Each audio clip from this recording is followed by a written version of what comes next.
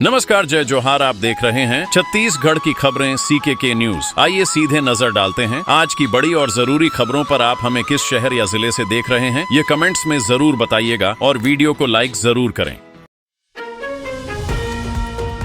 बिलासपुर से बड़ी खबर। लालकदान स्टेशन के पास एक पैसेंजर ट्रेन और मालगाड़ी में जोरदार टक्कर हो गई। हादसे में 5 से ज्यादा लोगों की मौत की खबर है और कई यात्री घायल हैं। टक्कर इतनी भीषण थी कि कई डिब्बे पटरी से उतर गए। घटना की जानकारी मिलते ही रेलवे अधिकारी और राहत दल मौके पर पहुंच गए हैं। घायलों को अस्पताल भेजा जा रहा है और रेल ट्रैफिक बाधित है। फिलहाल सिग्नल फेल या मानवीय गलती को हादसे की वजह माना जा रहा है। जांच जारी है। बिलासपुर में हुए ट्रेन हादसे पर मुख्यमंत्री विष्णुदेव साय और उप मुख्यमंत्री अरुण साव ने गहरा दुख जताया है। सीएम ने कहा कि राज्य सरकार हर संभव मदद और राहत कार्य के लिए तत्पर है। रेलवे और प्रशासन की टीमें मौके पर पहुंच चुकी हैं और रेस्क्यू ऑपरेशन जारी है। हादसे में 4 यात्रियों की मौत और 1 दर्जन से ज्यादा घायल हुए हैं। सरकार ने घायलों को बेहतर इलाज और सहायता का भरोसा दिया है। रायपुर में भारतीय वायुसेना की सूर्य किरण टीम का शानदार एयर शो 5 नवंबर को नवा रायपुर के सेंध जलाशय के ऊपर होगा। यह कार्यक्रम सुबह 10 बजे से दोपहर 12 बजे के बीच आयोजित किया जाएगा। शो करीब 30 से 35 मिनट तक चलेगा, जिसमें 9 फाइटर प्लेन आसमान में दिल, तिरंगा और डायमंड जैसी शानदार फॉर्मेशन बनाएंगे। इस एयर शो में छत्तीसगढ़ के फाइटर पायलट गौरव पटेल भी शामिल रहेंगे। सूर्य किरण टीम युवाओं में देशभक्ति जगाने और वायुसेना में भर्ती के प्रति प्रेरित करने के उद्देश्य से यह प्रदर्शन कर रही है। छत्तीसगढ़ में अब ठंड ने दस्तक दे दी है। मोंथा तूफान के असर खत्म होते ही सुबह शाम ठिठुरन बढ़ने लगी है। मौसम विभाग के मुताबिक अगले 48 घंटे में तापमान में 2 डिग्री तक की गिरावट हो सकती है। राज्य में अब मौसम शुष्क रहेगा, लेकिन ठंडी हवाएं असर दिखाएंगी। उत्तर और मध्य छत्तीसगढ़ में रात का तापमान 1 से 2 डिग्री तक गिर सकता है। मौसम विभाग ने बताया कि 4 नवंबर से प्रदेश के ज्यादातर हिस्सों में दिन भर धूप तो रहेगी, मगर ठंड भी बढ़ती जाएगी। छत्तीसगढ़ के बलौदाबाजार में बड़ा रेस्क्यू ऑपरेशन। बारनवापारा के हरदी गांव में कुएं में गिरे तीनों हाथियों को 8 घंटे की मशक्कत के बाद सुरक्षित निकाल लिया गया। इनमें एक शावक भी शामिल था। रात में खेतों की ओर जाते वक्त झुंड कुएं में गिर गया था। सुबह किसानों ने आवाजें सुनी तो वन विभाग को खबर दी गई। जेसीबी से कुएं का किनारा काटकर रास्ता बनाया गया और हाथियों को बाहर निकाला गया। हालांकि रेस्क्यू के दौरान ग्रामीणों ने विभाग पर लापरवाही का आरोप भी लगाया। कहने लगे, इंसान मरा तो मदद नहीं आई, हाथी गिरे तो पूरी टीम पहुंच गई। छत्तीसगढ़ की बेटी आकांक्षा सत्यवंशी ने वो कर दिखाया जो कईयों के लिए सपना होता है। 2 बार मेडिकल एंट्रेंस में फेल होने के बाद भी आकांक्षा ने हार नहीं मानी और फिजियोथेरेपी को अपना रास्ता बनाया। आज वही Akanksha world champion Indian women's cricket team की फिजियो एक्सपर्ट है। वर्ल्ड कप के दौरान उन्होंने खिलाड़ियों की फिटनेस और मेंटल हेल्थ का पूरा ख्याल रखा। कवर्धा की रहने वाली आकांक्षा पहले छत्तीसगढ़ स्टेट टीम से जुड़ी, फिर नेशनल क्रिकेट एकेडमी और अब टीम इंडिया तक पहुंची। उन्होंने बॉलीवुड एक्ट्रेस तापसी पन्नू को भी ट्रेनिंग दी है। उनकी कहानी बताती है, नाकामी ही असली जीत की शुरुआत होती है। नया रायपुर में आयोजित छत्तीसगढ़ टेक स्टार्ट कार्यक्रम में मुख्यमंत्री विष्णुदेव साय ने कहा कि विजन 2047 के तहत छत्तीसगढ़ को टेक्नोलॉजी और इनोवेशन का नया पावर सेंटर बनाया जा रहा है। उन्होंने बताया कि राज्य सरकार युवाओं के स्टार्टअप्स और नवाचार को बढ़ावा देने के लिए पूरी तरह समर्पित है। रायपुर को आईटी और एआई हब बनाने की दिशा में तेजी से काम हो रहा है। कार्यक्रम में आइडियाथॉन 2025 के विजेताओं को सम्मानित भी किया गया। छत्तीसगढ़ के धमतरी जिले में कमार जनजाति की सोनियाबाई के चेहरे पर आज खुशियां छलक उठीं। प्रधानमंत्री नरेंद्र मोदी ने खुद उन्हें पक्के घर की चाबी सौंपी। पहले मिट्टी और फूस के घर में रहने वाली सोनियाबाई अब सुरक्षित पक्के घर में रहेंगी। यह घर पीएम जनमन योजना के तहत मिला है, जो जनजातीय समुदायों को मुख्यधारा से जोड़ने का प्रयास है। रायपुर में राज्य स्थापना दिवस पर पीएम मोदी ने 3,51,000 ग्रामीणों को गृह प्रवेश कराया। छत्तीसगढ़ के रायगढ़ जिले में करीब 1,60,000 राशन कार्डों में गड़बड़ियों की आशंका जताई गई है। अब तक सिर्फ 70,000 कार्डों का ही सत्यापन हो पाया है, जबकि 90,000 कार्ड अभी जांच के इंतजार में हैं। विभाग जल्द ही गलत पाए गए राशन कार्ड रद्द कर सकता है। ऐसे लोगों को अब चावल और शक्कर का लाभ नहीं मिलेगा। अधिकारियों का कहना है कि 100% सत्यापन जल्द पूरा किया जाएगा। खैरागढ़ जिले में बेमौसम बारिश से फसलों को भारी नुकसान पहुंचा है। इससे परेशान हजारों किसान धान की बालियां लेकर कलेक्ट्रेट पहुंचे और मुआवजा व बीमा राशि की मांग करते हुए जोरदार प्रदर्शन किया। किसानों ने कहा कि बारिश ने उनकी मेहनत पर पानी फेर दिया, फसलें सड़ गईं और खेत बर्बाद हो गए। प्रदर्शन के दौरान प्रशासन ने किसानों को आश्वासन दिया है कि 3 दिनों के भीतर नुकसान का सर्वे कर मुआवजे की प्रक्रिया शुरू की जाएगी। छत्तीसगढ़ में धान खरीदी से पहले सहकारी समिति के कर्मचारी और कंप्यूटर ऑपरेटरों ने सरकार के खिलाफ मोर्चा खोल दिया है। 4 सूत्रीय मांगों को लेकर उन्होंने अनिश्चितकालीन हड़ताल का ऐलान किया है। कर्मचारियों की मांग है कि सभी को नियमित वेतन मिले, आउटसोर्स ऑपरेटरों को स्थायी किया जाए और सूखत राशि तुरंत दी जाए। उन्होंने चेतावनी दी है कि जब तक मांगे नहीं मानी जाती, वे धान खरीदी में हिस्सा नहीं लेंगे। अगर आंदोलन जारी रहा तो इसका असर धान खरीदी प्रक्रिया और किसानों दोनं पर पड़ सकता है। राज्योत्सव में इस बार फिशरीज डिपार्टमेंट का जबरदस्त एग्जीबिशन लगा है।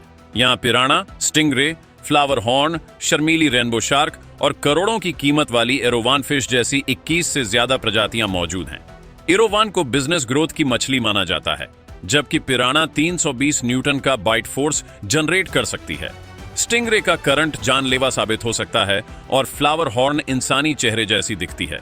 5 रुपए से लेकर 50,000 तक की ये मछलियां राज्योत्सव की सबसे बड़ी आकर्षण बनी हुई हैं। रायपुर से खबर, छत्तीसगढ़ समेत 12 राज्यों में SIR यानी स्पेशल इंटेंसिव रिवीजन प्रक्रिया शुरू हो गई है। आज से BLO घर घर सर्वे करेंगे। अगर आपका नाम साल 2003 की वोटर लिस्ट में है तो कोई दस्तावेज देने की जरूरत नहीं है। आपका नाम अपने आप नई सूची में जुड़ जाएगा। जिनका नाम या माता पिता का नाम उस लिस्ट में नहीं है, उन्हें नागरिकता साबित करनी होगी। चुनाव आयोग ने इसके लिए 13 दस्तावेजों की सूची जारी की है। ये प्रक्रिया वोटर लिस्ट को सटीक और पारदर्शी बनाने के लिए की जा रही है। छत्तीसगढ़ में उच्च शिक्षा विभाग की पहली सीधी प्रोफेसर भर्ती 4 साल बाद भी अधूरी है। 335 सरकारी कॉलेजों में अब भी 760 पद खाली हैं। 2021 में विज्ञापन निकला था, दस्तावेज सत्यापन भी पूरा हो गया, लेकिन इंटरव्यू तक नहीं हो पाए। सबसे ज्यादा खाली पद राजनीति विज्ञान के हैं, उसके बाद हिंदी, भौतिकी और कॉमर्स के। प्रोफेसरों की कमी से कॉलेजों में पढ़ाई और रिसर्च दोनों प्रभावित हो रहे हैं। विभाग का कहना है कि मेरिट सूची बनाकर नवंबर के दूसरे सप्ताह तक गेस्ट फैकल्टी की नियुक्तियां पूरी की जाएंगी। बीजापुर में जमीन विवाद पर कांग्रेस ने 9 सदस्यीय जांच समिति बनाई है। पूर्व उपाध्यक्ष संतराम नेताम की अगुवाई में ये टीम आदिवासी परिवारों की जमीन पर हुए कथित कब्जे की जांच करेगी। समिति प्रभावित गांवों में जाकर ग्रामीणों से मिलेगी, दस्तावेजों का अध्ययन करेगी और रिपोर्ट पार्टी संगठन को सौंपेगी। विवाद धर्मा और बरपोली गांव की लगभग 120 एकड़ जमीन से जुड़ा है, जिस पर सलवा जुड़ूम आंदोलन के दौरान अवैध कब्जे का आरोप लगाया गया है।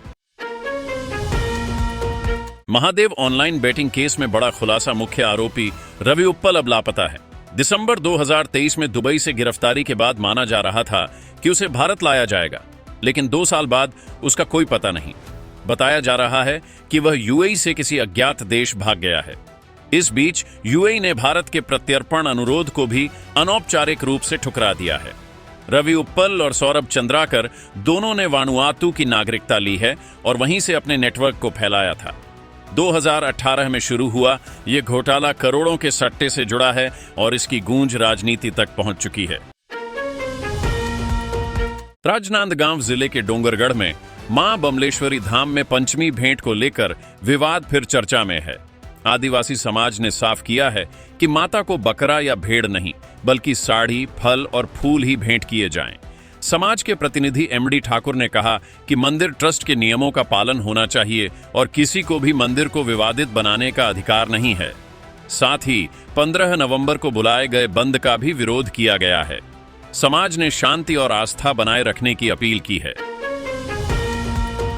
छत्तीसगढ़ में अब सरकारी अधिकारियों और कर्मचारियों के ट्रांसफर पर रोक लगा दी गई है।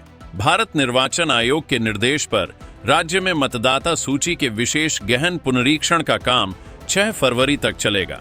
इस दौरान कलेक्टर, एडिशनल कलेक्टर, तहसीलदार, नायब तहसीलदार और बीएलओ समेत सभी संबंधित अधिकारियों का तबादला नहीं किया जा सकेगा।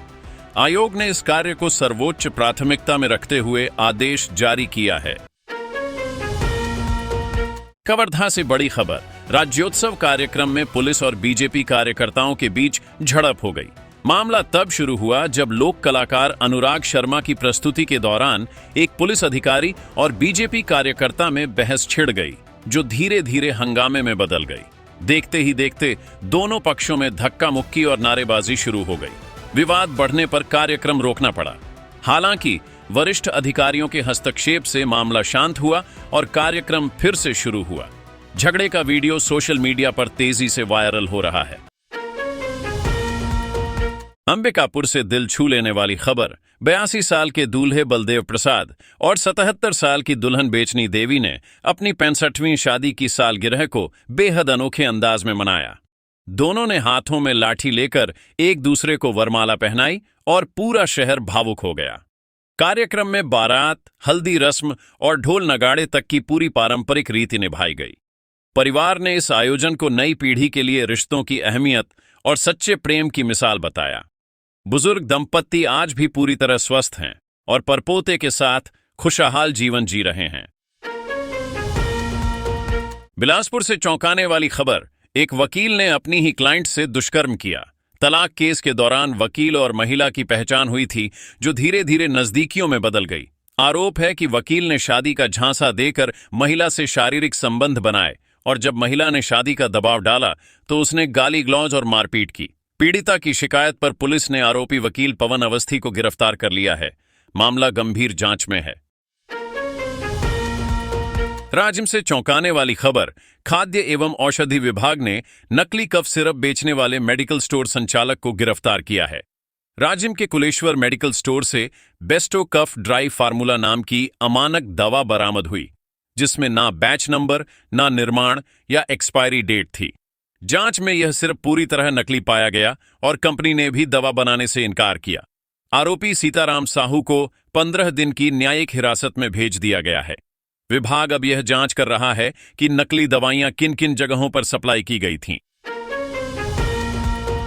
मनेंद्रगढ़ से सनसनीखेज खबर, पत्रकार रईस अहमद की हत्या के मामले में कोर्ट ने पत्नी सफीना खातून और उसके प्रेमी आरजू खान को उम्र कैद की सजा सुनाई है। मई 2024 में पत्रकार की लाश घर से कुछ दूर जंगल में मिली थी। जांच में खुलासा हुआ कि पत्नी ने प्रेमी और एक नाबालिग के साथ मिलकर पति की गला घोंटकर हत्या की थी। हत्या की वजह प्रेम संबंध बताए जा रहे हैं। पुलिस की जांच और सबूतों के आधार पर कोर्ट ने दोनों दोषियों को आजीवन कारावास की सजा सुनाई है। बिलासपुर से एक दर्दनाक खबर सामने आई है। सोमवार देर रात मोबाइल चलाने से मना करने पर 9वीं की छात्रा ने अरपा नदी में कूदकर जान दे दी। बताया जा रहा है कि छात्रा देर रात करीब 1:15 बजे फोन पर बात कर रही थी। बड़ी बहन ने टोका तो वो गुस्से में घर से निकलकर नदी की ओर भागी और छलांग लगा दी। परिजन और बहन पीछे पीछे पहुंचे, लेकिन उसे बचाया नहीं जा सका। रात में अंधेरा होने से रेस्क्यू नहीं हो पाया। सुबह एसडीआरएफ टीम ने छात्रा का शव नदी से बाहर निकाला। पुलिस ने मामले में जांच शुरू कर दी है। छत्तीसगढ़ के मनेंद्रगढ़ चिरमिरी भरतपुर जिले से दिल दहला देने वाली वारदात सामने आई है। यहां एक पोते ने अपनी दादी की बेरहमी से हत्या कर दी। दरअसल एकादशी के दिन दादी ने शराब पीने से मना किया, जिससे गुस्से में पोते ने सब्बल और कुल्हाड़ी से कई वार कर दिए। घटना के बाद आरोपी दीपक सिंह एमपी भाग गया था, जिसे पुलिस ने शहडोल से गिरफ्तार कर लिया है। पूछताछ में आरोपी ने जुर्म कबूल कर लिया और हत्या में इस्तेमाल हथियार भी बरामद किए गए हैं।